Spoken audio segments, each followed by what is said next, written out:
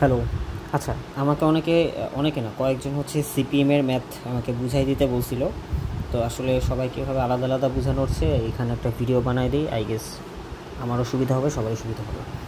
আচ্ছা, তো সিপিএম বোঝার আগে আমাদের হচ্ছে একটু আগে থেকে যেতে হবে। সেটা হচ্ছে আমরা যখন একটা প্রজেক্ট শুরু করবো, তো প্রজেক্টটা তো অনেক বড় একটা টাস্ক হয়। সাপোজ আমাকে একটা পাওয়ার প্ল্যান্ট হচ্ছে এস্টাবলিশ করতে হবে।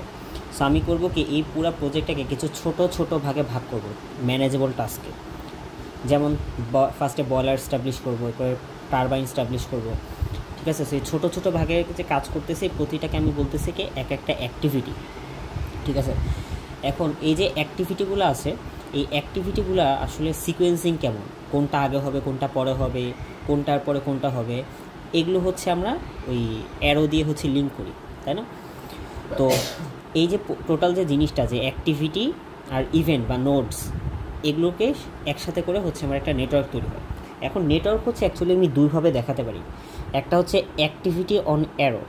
সো এই যে ফার্স্টের যে এক্সাম্পলটা, এখানে এই এই যে এগুলো হচ্ছে নোড, আর অ্যারোর উপর কিন্তু এই যে অ্যাক্টিভিটি এ বি সি, এগুলো হচ্ছে অ্যারোর উপরে, এটা হচ্ছে অ্যাক্টিভিটি অন অ্যারো। আর পরে আরেকটা আছে যে এই নোডের উপরে অ্যাক্টিভিটি দিছি, আর অ্যারো দিয়ে আমি ওর সিকোয়েন্স দেখাইছি, এটা হচ্ছে অ্যাক্টিভিটি অন নোড। তো আমরা যখন সিপিএমের ম্যাথ করব, তখন সবসময় অ্যাক্টিভিটি অন অ্যারো দিয়ে কাজ করতে হবে, এই জিনিসটা মাথায় রাখতে হবে।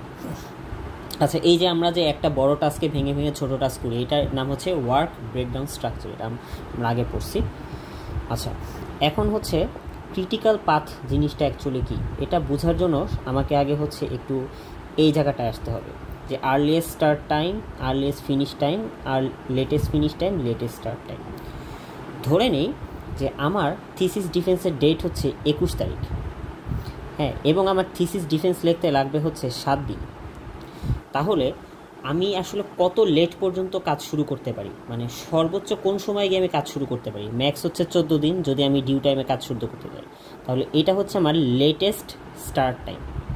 আর আমি কত আগে কাজটা শুরু করতে পারি, লাইক আমি ইচ্ছা করলে এক্সাম যেদিন শেষ হবে ওই দিন থেকে আমি কাজ শুরু করতে পারবো। ধরে নিয়ে এক্সাম শেষ হবে হচ্ছে আমার 10 তারিখে, সো আমি 10 তারিখ থেকে হচ্ছে আমি কাজ শুরু করতে পারবো। সো এটা হচ্ছে আর্লিয়েস্ট স্টার্ট টাইম। এখন আমি যদি আমার থিসিস লিখতে লাগবে কতদিন? 7 দিন। তো এটার সাথে যদি আমি যে এস্টিমেটেড টাইমটা অ্যাড করি, তাহলে আমি পেয়ে যাব লেটেস্ট ফিনিশ টাইম। আর এটার সাথে যদি এস্টিমেটেড টাইম অ্যাড করি, তাহলে হয়ে যাব আর্লিয়েস্ট ফিনিশ টাইম, ঠিক আছে। সো ব্যাপারটা খুবই সিম্পল। এখন কথা হচ্ছে সিপিএম, আচ্ছা, এই আর্লিয়েস্ট স্টার্ট টাইম আর লেটেস্ট স্টার্ট টাইম, এদের মধ্যে যে ডিফারেন্সটা, এটাকে আমরা বলতেছি স্ল্যাক টাইম। এটা পরীক্ষা আসছে। তাহলে স্ল্যাক মানে কি? আর্লিয়েস্ট স্টার্ট টাইম বা আর লেটেস্ট স্টার্ট টাইমের মধ্যে যে ডিফারেন্সটা, সেটাকে আমি স্ল্যাক টাইম বলতেছি।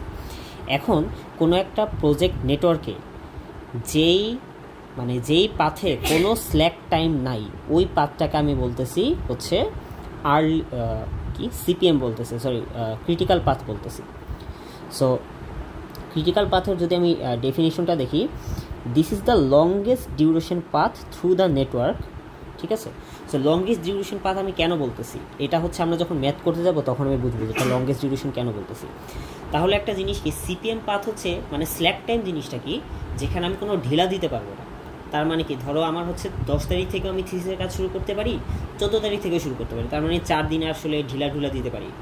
কিন্তু যদি আমি 14 তারিখে চলে আসবো, ওই দিন কিন্তু আমার ঢিলা দেওয়ার চান্স নেই। তখন আমি যদি 14 তারিখে থাকি, 14 তারিখের রেসপেক্টে আমার জন্য আর্লিয়েস্ট স্টার্ট টাইম আর লেটেস্ট স্টার্ট টাইম কিন্তু same. So there is no slack time.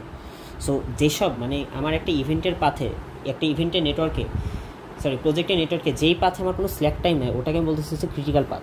তাহলে কি, আমার একটা, ধরো আমি একটা চাই আমার প্রজেক্টটা একদম ডিউ টাইমে শেষ করতে, তো আমি যদি ক্রিটিক্যাল পাথের মধ্যে কোনো ডিলে করি, তাহলে পুরো ওভারঅল প্রজেক্টে কিন্তু ডিলেড হয়ে যাবে, ঠিক আছে। কিন্তু আমি যদি অন্যান্য যেসব পাথ আছে, যেখানে আসলে একটু ঢিলা দেওয়ার একটু ফ্লেক্সিবিলিটি আছে, ওইখানে যদি আমি একটু ঢিলাও দিই, টাইম কিন্তু পাস হচ্ছে, মানে প্রজেক্ট কিন্তু ডিলে হচ্ছে না। তাহলে critical, it can not be delayed without delaying the project, ঠিক আছে। তাহলে ক্রিটিক্যাল পাথের উপর অ্যাকচুয়ালি ডিউরেশনটা আমার খুব ভালোভাবে ডিপেন্ড করতেছে। তো এখন হচ্ছে আবার আমি যদি প্রজেক্টটাকে আরেকটু শর্টেন করতে চাই, তাহলে আমাকে কিন্তু ক্রিটিক্যাল পাথকে শর্টেন করতে হবে। এইটাকে আমরা বলতে পারি প্রজেক্ট ক্র্যাশিং। আচ্ছা, এখন হচ্ছে আমরা দেখব হচ্ছে এই জিনিসটা আসলে কীভাবে সিপিএম ট্রানভার্সন কীভাবে আঁকতে চাই। তো আমাদের ফার্স্টে হচ্ছে কাজ কি, আমাকে অ্যাক্টিভিটি ডিফাইন করতে হবে। অ্যাক্টিভিটি ডিফাইন করার পর আমাকে সিকোয়েন্স দেখতে হবে। সিকোয়েন্স দেখার পর আমাকে নেটওয়ার্কটা আঁকতে হবে। তো এইখানে কিন্তু আমাকে অ্যাক্টিভিটিগুলো ডিফাইন করে দেওয়া আছে, সিকোয়েন্সগুলোও দেওয়া আছে। প্রিডিসেসর মানে হচ্ছে সি নাম্বার কাজ করার আগে আমাকে অবশ্যই এ নাম্বার কাজ করে আসতে হবে, ঠিক আছে। আর এই কমপ্লিশন টাইমগুলো হচ্ছে যে এস্টিমেটেড টাইম। তো আমরা এখন এই আগে ফার্স্টে হচ্ছে আমরা নেটওয়ার্কটা আঁকবো। তো এখানে কিন্তু মনে আছে আমরা কিন্তু এখানে অ্যাক্টিভিটি অন অ্যারো এই ফরম্যাটটা করবো, আমরা নোডের উপর অ্যাক্টিভিটি দিব না, ঠিক আছে। আচ্ছা, তাহলে আমাদের সবার আগে এ আর বি এর কিন্তু কোনো প্রিডিসেসর নাই, তার মানে এটা একদম ইনিশিয়াল t=0 থেকে শুরু হবে। সো আমরা ফার্স্টে একটা নোড নিই, এই নোডটার নাম দিলাম 1। দেন এখান থেকে আমার এ শুরু হয়েছে, বি শুরু হয়েছে। সো এইখানে আমি দিলাম হচ্ছে এ, এই পয়েন্টটার নাম হচ্ছে এ, আর এটার নাম দিলাম হচ্ছে বি। তাহলে এই যে আমি কিন্তু অ্যাক্টিভিটিগুলো অ্যারোর উপরে দিছি, হ্যাঁ। সো এটাকে দিলাম হচ্ছে আমি 2, এই নোটটাকে দিলাম আমি 3। আচ্ছা, এরপরে এ বি এঁকে ফেলছি। এখন দেখো সি শুরু হবে কিন্তু এ থেকে, ঠিক আছে, সি এ থেকে শুরু হবে। আচ্ছা, আবার আরেকটা জিনিস এখানে আছে, এখন সি তো এ থেকে শুরু হবে, বাট সি এর পরেরটা কি এটা আমাকে দেখতে হবে। তো আমি এখানে যদি একটু খুঁজে দেখি, সি কার প্রিডিসেসর, এইচ এর প্রিডিসেসর। এইচ কিন্তু তাহলে এইচ কিন্তু বি আর সি থেকে বের হবে, তার মানে এইচটা আমি যে নোড থেকে টানবো ওই নোডের আগে অবশ্যই বি আর সিকে একসাথে হতে হবে। সো এই জিনিসটা আমি কী করব, এই যে এর যেখান থেকে শেষ হয়েছে এখান থেকে আমি সি শুরু করলাম এবং এখানে এই নোডে হচ্ছে আমি লাগাই দিলাম, ঠিক আছে। তাহলে কি হলো, এই যে 3 নাম্বার নোডে এখানে কিন্তু বিসি একসাথে মিলিত হলো, তার মানে এই 3 নাম্বার নোড থেকে আমি এইচ এর লাইন টানতে পারবো, ঠিক আছে। আচ্ছা, ওখানে আমি পরে যাব। তাহলে সি একে ফেললাম, এবার ডি। তাহলে এ থেকে কিন্তু আমার ডিও বের হয়েছে, আবার ইও বের হয়েছে। তো আমি আরও দুটা এঁকে ফেলি, এটা হচ্ছে ডি আর আরেকটা নিলাম হচ্ছে ই। ওকে, তো এটা তো 3, এটা দিলাম 4, এটা দিলাম 5। আচ্ছা, এখন ই থেকে এফ বের হয়েছে, তাই না। এফ এর জন্য এই যে প্রিডিসেসর হচ্ছে এফ, তাহলে ই থেকে আমি এফ বের করব। এখন কথা হচ্ছে এফ যে বের করব, এফ আবার কোথায় গিয়ে অ্যাড হয়েছে। দেখো, আমি যদি জি আঁকতে যাই, জি এর হচ্ছে প্রিডিসেসর হচ্ছে ডি আর এফ, তার মানে আমি যখন জি আঁকবো এমন যে পয়েন্ট থেকে আমি জিটা শুরু করব ওই নোডে আগে অবশ্যই ডি আর এফকে একসাথে মিলিত হতে হবে, তাই না। তাহলে ডি শেষ হয়েছে 0.3 নোডে, এফও আসলে 0.3 নোডেই শেষ হবে। তাহলে আর এফ আবার শুরু হবে 0.5 থেকে, কজ এখানে ই শেষ হয়েছে। তাহলে ই থেকে এফ টেনে দিলাম, এটা হচ্ছে এফ। তাহলে এই যে 3 নাম্বার নোড যেখানে ডি আর এফ এসে শেষ হয়েছে, এখান থেকে আমি কিন্তু জি আঁকতে পারবো, রাইট। তাহলে এফ থেকে যে আমি জি আঁকবো, এই জি আসলে শেষ হবে কোন নোডে। দেখো, জি আর এইচ এখানে একসাথে আছে, রাইট। তাহলে আমি এমন একটা নোড আঁকবো যেখান থেকে আমার জি আর এইচ একসাথে বের হবে। সো এই তাহলে আমাকে আগে এইচটা আঁকতে হবে। এইচ কিন্তু আমার দেখো বিসি নোড থেকে, তার মানে এই যে 3 নাম্বার নোডটা। তাহলে আমি একটা নোড দিই, হ্যাঁ। সো এই নোডে আমি করব কি, এই নোডে আমি হচ্ছে এই যে বিসি থেকে আমি ফার্স্টে নিলাম হচ্ছে এইচ, আর 3 নাম্বার নোড যেখানে ডিএফ বের হয়েছে এখান থেকে আমি নিব হচ্ছে জি, এই যে এটা হচ্ছে জি। দেন এই জিএইচ থেকে বের হবে আই। আচ্ছা, সো আমি একটু নাম্বারিং করি 4 5 6 7। এখন এখানে যে কনফিউশনটা হতে পারে, এই যে একটা একটা অ্যারো এভাবে আঁকছি, তো সমস্যা যেটা হবে যে পরীক্ষার হলে মানে আমি অ্যাকচুয়ালি এটা আগে কয়েকবার রাখছি, তাই আমি একবারে এঁকে ফেলতে পারছি, আমার কোনো ওভারল্যাপিং হয় না। কিন্তু দেখা যাবে যে পরীক্ষার হলে যদি নতুন কোনো জিনিস দেয়, এই জিনিসটা আমার ওভারল্যাপিং হতে পারে। আচ্ছা, এখানে হ্যাঁ, সো এটার জন্য আমার সাজেশন হচ্ছে আগে পেন্সিল দিয়ে হালকা করে এঁকে নিতে হবে, দেন সুন্দর করে সাজায় একটা আঁকতে হবে। আচ্ছা, এখন আমরা হচ্ছে টাইমগুলো দেখে নেব। এ শেষ হতে লাগে হচ্ছে 5, বি শেষ হতে টাইম লাগে হচ্ছে 6, সি শেষ হতে লাগে হচ্ছে 4, ডিতে লাগে হচ্ছে আমার 3, ইতে লাগে 1, এফে লাগে হচ্ছে 4, ই এফ এর। দেন জিতে লাগতেছে আমার 14, এইচে লাগতেছে আমার 12, আর আইয়ে লাগতেছে আমার 2। ঠিক আছে। আচ্ছা, এখন কথা হচ্ছে আমরা নেটওয়ার্ক কিন্তু এঁকে ফেলছি। এখন আমাদেরকে earliest starting time, earliest finishing time বের করতে হবে, আর latest starting time, latest finishing time বের করতে হবে। তো আর্লিয়েস্টগুলো বের করার জন্য আমাদের ফরওয়ার্ড পাসে যেতে হবে। ফরওয়ার্ড পাস মানে কি, আমি 1 থেকে 7 নাম্বার নোডে হিসাব করব। আর লেটেস্ট বের করার জন্য আমাকে ব্যাকওয়ার্ড পাসে যেতে হবে। ব্যাকওয়ার্ড পাস মানে আমি 7 থেকে 1-এ আসবো। সো আমি হচ্ছে যেটা হচ্ছে আর্লিয়েস্ট মানে ফরওয়ার্ড পাস, ঠিক আছে, এটা আমি রেড লাইন দিয়ে দেখাচ্ছি। হ্যাঁ, সো ফরওয়ার্ড রেড লাইন দিয়ে দেখাবো, আর হচ্ছে এই সবুজ টাইপের কালার দিয়ে আমি হচ্ছে ব্যাকওয়ার্ড পাস দেখাবো। ঠিক আছে। তো আমি যদি এটাকে একটু এরকম করি, এগুলো হচ্ছে আমার ফরওয়ার্ড পাস, জাস্ট এটা এখানে বোঝানোর জন্য, আমার কিছু না। আর ব্যাকওয়ার্ডের জন্য হচ্ছে, ব্যাকওয়ার্ড হচ্ছে আমার উল্টা দিকে যাবে, রাইট, এইভাবে যাবে, এটা এদিকে যাবে, দেন এটা এদিকে যাবে, এটা এদিকে যাবে, এটা এদিকে যাবে, অ্যান্ড এটা এদিকে যাবে, এটা এদিকে যাবে, এটা এদিকে যাবে।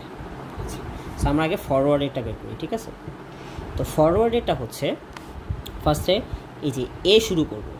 এ তো আমার একদম 0 থেকে শুরু হয়েছে এবং ওর টাইম কত লাগে 5। সো ওর কত হবে 0 থেকে 5। আচ্ছা, এ থেকে আবার এখান থেকে আবার বিতে যাওয়ার জন্য আমার কী করা লাগবে, এখানে যেহেতু 6 তাই 0 থেকে 6। আচ্ছা, এবারে নোট 2-তে আসি। নোট 2-তে হচ্ছে আমি ডি, এবং এখানে আমার 3 টাইম লাগতেছে, রাইট। সো এখানে আমার ছিল হচ্ছে 5, নোট 2 কিন্তু 5-এ শেষ হয়েছে, তাহলে যেহেতু 3 আছে তাহলে 5 + 3 8। ওকে। আচ্ছা, এখন আমি 2 থেকে আবার 3-তে একটা ফরওয়ার্ড পাস আছে, তাই না, 2 থেকে 3-তে। এখন 2 কিন্তু 5-এ শেষ হয়েছে, মানে 2 এর হচ্ছে স্টার্টিং পয়েন্ট তাহলে 5, তাহলে 3-তে যাওয়ার সময় আমার টাইম লাগতেছে 4, রাইট। তাহলে আমার কত লাগবে 5 আর 9 গেল।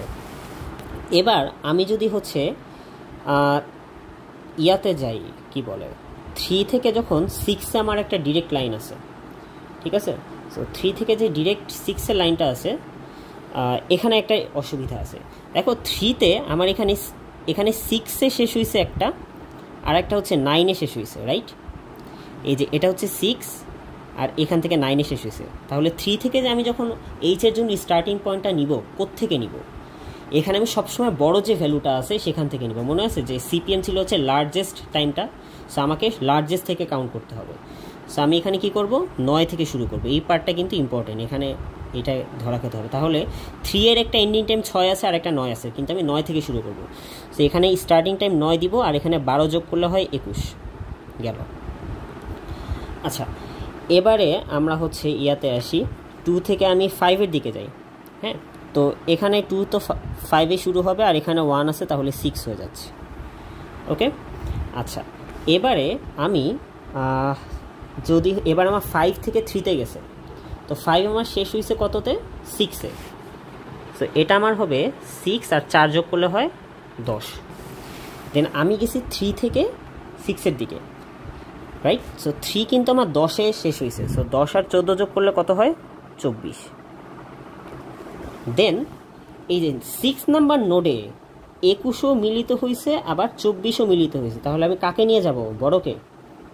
বড় হচ্ছে আমার 24। সো আমি এখানে 24 অ্যাড করব।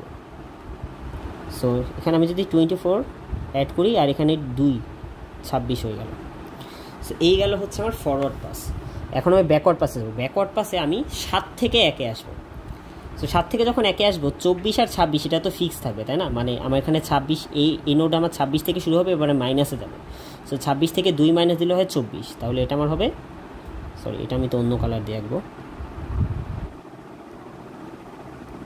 হ্যাঁ, এটা আমি হচ্ছে 24 আর 26 হবে গেল। এবার আমি হচ্ছে ফার্স্টে এই 6 থেকে 3-এর দিকে যাব, তাই না? তাহলে 6 থেকে 3-এ গেলে এটা তো এন হয়েছে 24-এ, আর এটা হচ্ছে 12, এইচে আছে 12, তাহলে এটা হবে 24 থেকে 12 বাদ দিলে 12 হয়। অ্যাগেইন আমি যখন 6 থেকে, ও আমার একটা নাম্বারিং তো ভুল হয়েছে, এইটা তো আমার হচ্ছে 4 হবে, এটা হচ্ছে 4 নাম্বার নোড। হ্যাঁ, ওকে, আচ্ছা যাই হোক, আমি 6 থেকে যখন আবার 4-এর দিকে যাব তখন আমার কি হবে, 6 আমার শুরু হচ্ছে, 6 আমার এখানে 24-এ শেষ হয়েছে না, তাহলে এটা আমার হবে এন্ডিং 24, আর স্টার্টিং হবে 24 থেকে 14 বাদ দিলে কত হয়, 10। আচ্ছা, দেন আমি হচ্ছে এই 3 থেকে 2-এর দিকে যাব। সো এটা শুরু হয়েছে 10 থেকে, সো এটা এইখানে 10-এ এন্ডিং হবে, আর ওর হচ্ছে 3, তাহলে এটা হবে 7। অ্যাগেইন 3 থেকে আমি যখন 5-এর দিকে যাব তখন এটা হবে 6 আর 10, বুঝা গেছে? অ্যান্ড দেন আর একটা ব্যাপার আছে, আচ্ছা আমি এই পার্টটা মিস করছি, ব্যাকওয়ার্ড পাসের এই যে এই দিকটা, এখানে একটা ব্যাকওয়ার্ড পাস দেখাতে হবে। আচ্ছা, 5 থেকে যখন আমি 2-এর দিকে যাব, তো 5 কিন্তু আমার হচ্ছে কততে শেষ হয়েছে, 5 হচ্ছে আমার 6-এ আছে, রাইট? সো এটা আমার হবে 5, 6, ব্যাকওয়ার্ডে যাচ্ছি কিন্তু 5, 6, আচ্ছা এটা 5, 6। দেন আমি হচ্ছে আর কোন কোন নোট বাকি আছে, আচ্ছা 2 থেকে 1-এ যাব। সো 2 হচ্ছে আমার এখানে 7-এ শেষ হয়েছে, রাইট? এই পয়েন্টটা অ্যাকচুয়ালি 2-তে 7, তাহলে এতে যাওয়ার সময় আমার এখানে কি হবে, এদিকে 7 যদি হয় তাহলে এখানে 7-এ যাবে,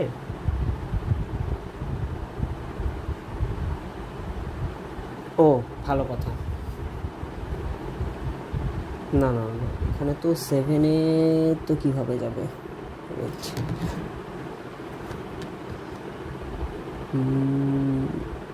তো ভুল হয়েছে কোনো এক জায়গায়। আচ্ছা ওয়েট, 10 থেকে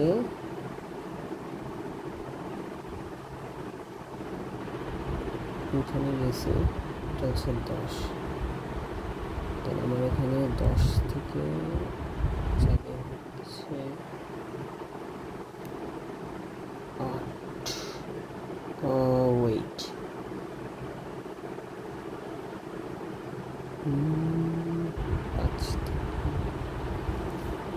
আমি তো এখানে একটা ভুল করছি, এটা 5 থেকে 3 হবে না, এটা তো 5 থেকে 8 হবে, এটা 5 থেকে 8 হবে, হ্যাঁ হ্যাঁ 5 থেকে 8 হবে, এটা 7 থেকে 10 হবে, ঠিক আছে সরি। আচ্ছা ওইটা 7 থেকে 10, এটা কোনো প্যারা নেই। আচ্ছা 7 থেকে 10 হলো, আর হচ্ছে 2 নাম্বার নোডে কি হচ্ছে, হ্যাঁ এখানে কি হচ্ছে দেখো, 2 নাম্বারে স্টার্টিং কিন্তু 2টা আছে, রাইট? ব্যাকওয়ার্ডে একটা হচ্ছে এখানে 7 গেছে আর এখানে 5 গেছে, ব্যাকওয়ার্ডে আসার সময় আমরা ছোটোটা নিয়ে কাজ করবো। সো আমরা এখানে ধরবো এখানে 5 আছে, তাহলে এখানে আমি ধরবো 5 আর এখানে ধরবো 0, এই গেল। আর লাস্টেরটা আবার 3-তেও না, 3-তে কিন্তু হচ্ছে এখানে আছে হচ্ছে আমার 12, সো 12 থেকে এটা তো 12, এখানে গেলে হচ্ছে 6, এই হচ্ছে আমার ব্যাকওয়ার্ড আর ফরওয়ার্ড। এখন আমাকে যে জিনিসটা নিয়ে কাজ করতে হবে সেটা হচ্ছে আমি দেখব কোন জায়গাতে আর্লিয়েস্ট এবং লেটেস্টগুলো সেম। সো আমি দেখি যে 1 থেকে 2-তে যাব, দেখো এখানে 05 আছে, সবগুলা সেম, কিন্তু 2 থেকে যখন 3-তে যাব এটা কিন্তু আলাদা, রাইট? এরপরে এই যে 1 থেকে যখন 3-তে যাব এটাও আলাদা, আবার আমি যখন 2 থেকে 3-তে যাচ্ছি, 2 থেকে 3-তে যাচ্ছি, এটা করা হয় নাই, রাইট? আচ্ছা এটা করে ফেলুন, এটাতে হচ্ছে এখানে হচ্ছে 959 হবে,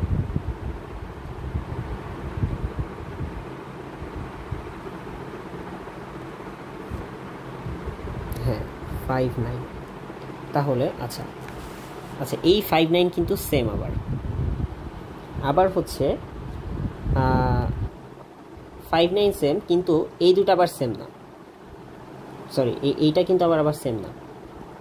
আবার হচ্ছে এগুলো সেম, এটারটা সেম, এটারটা সেম, এটারটা সেম, এটারটা সেম। তাহলে আমি অ্যাকচুয়াল যে লিঙ্কটা যদি করি, লিঙ্কটা হচ্ছে এইভাবে যাচ্ছে, এভাবে যাচ্ছে, এভাবে যাচ্ছে, এভাবে যাচ্ছে, দেন এভাবে যাচ্ছে। তাহলে লিঙ্কটাকে যদি আমি এই অনুযায়ী করি, 1 থেকে 2-তে যাচ্ছে, 2 থেকে 5-এ যাচ্ছে, 5 থেকে এটা কিন্তু 4 ছিল, 4-এ যাচ্ছে, 4 থেকে 6-এ যাচ্ছে, 6 থেকে 7-এ যাচ্ছে। এটাই হচ্ছে আমার ক্রিটিক্যাল পাথ।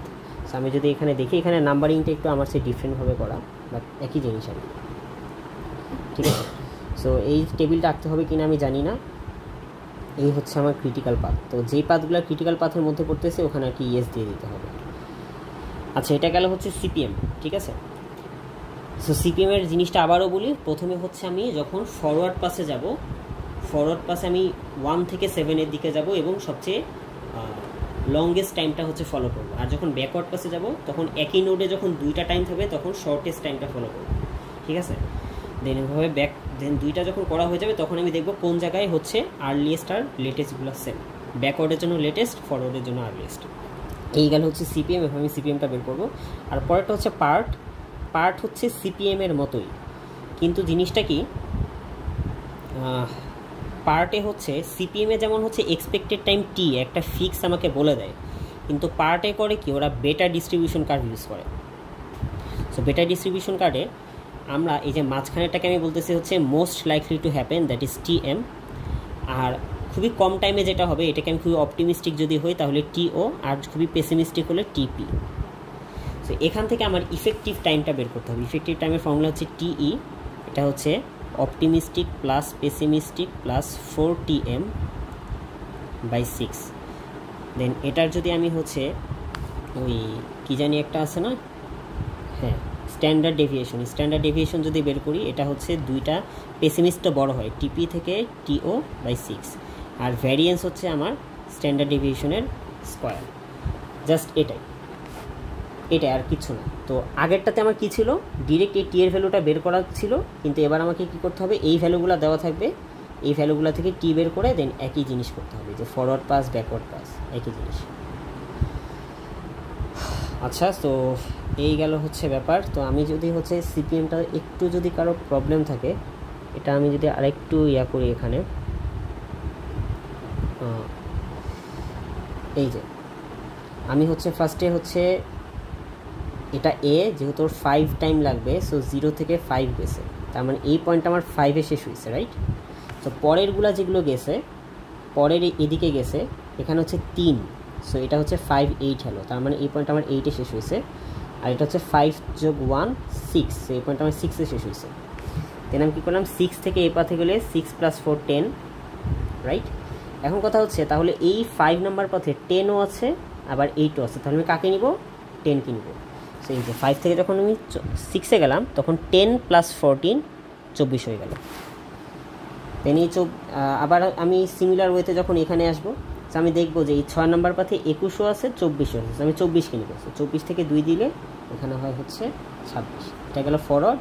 আর ব্যাকওয়ার্ডও আমি এই সেম কাজ করলাম, এই যে 24 থেকে এইদিকে আসলাম, দেন এই 24 থেকে আমি এদিকে 14 মাইনাস দিলে এখানে আমার 10 হচ্ছে, রাইট, 10 হচ্ছে। আবার মানে একই জিনিস ব্যাকওয়ার্ডে যাচ্ছি, কিন্তু এই কেসে আমি ছোটোটা নিয়ে, যদি আমার এমন হয় যে একই নোটে 2টা ভ্যালু, তাহলে আমি ছোটোটা নিয়ে কাজ করব। ওকে, বাই।